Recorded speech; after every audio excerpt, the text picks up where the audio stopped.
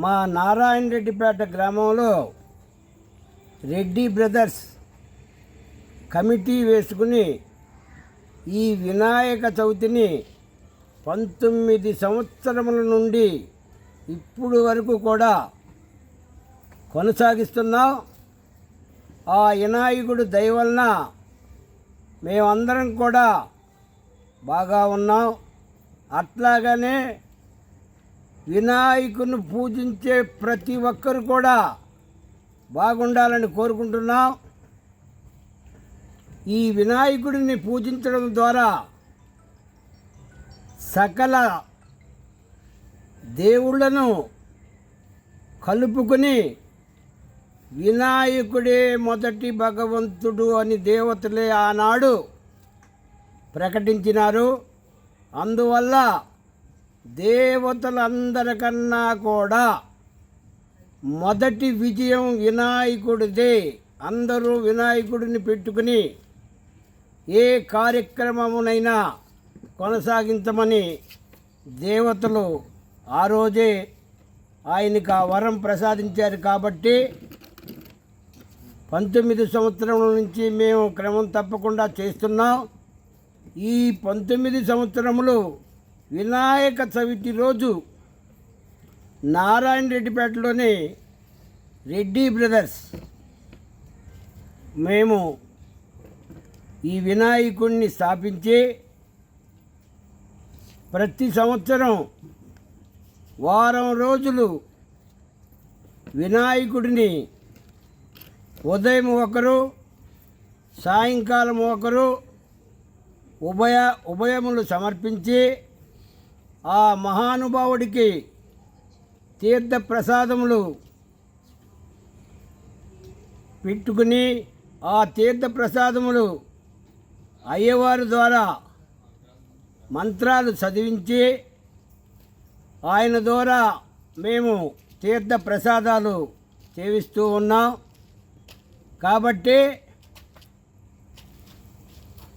మేమందరం కూడా వినాయక నిమగ్నం రోజు ఎక్కడ ఉన్నవారమైనా తప్పకుండా ఈ కార్యక్రమంలో పాల్గొంటాం. ఈ వినాయక చవితి ప్రత్యేకంగా 2025 19వ వినాయక చవితికి శనివారం రోజు అన్నదాన కార్యక్రమం చేస్తున్నాం.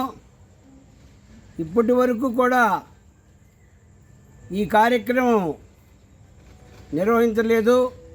ఇదే మొట్టమొదటిసారిగా ఆ మహానుభావుడికి పేరుతో అన్నదానం శనివారం నాడు మధ్యాహ్నం జరుపుతున్నాం.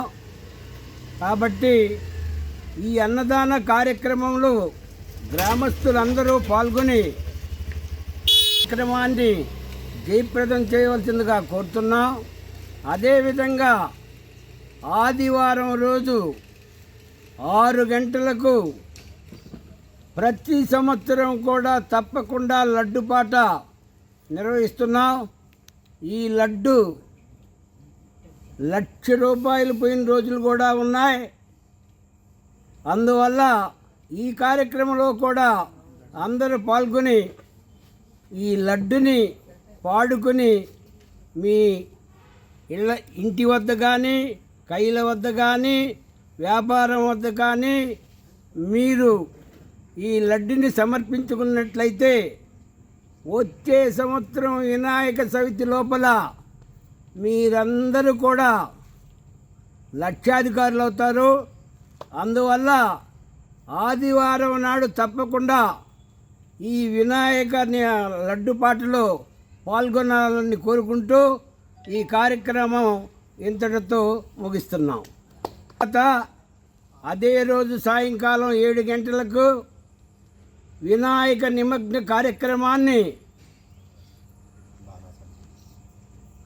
ఎంతో వైభవంగా గ్రామోత్సవం జరిపి ఈ గ్రామోత్సవం ద్వారా మైపాడు సముద్రం వరకు కొనసాగించి ఆ మహానుభావుడిని సముద్రంలో కలిపి అందరం కూడా సంతోషంగా ఇంటికి తిరిగి వచ్చి ఆయుర ఆరోగ్యాలతో ఉన్నామని చెప్పుకుంటూ ఈ కార్యక్రమం ఇంతటితో ముగిస్తున్నాం.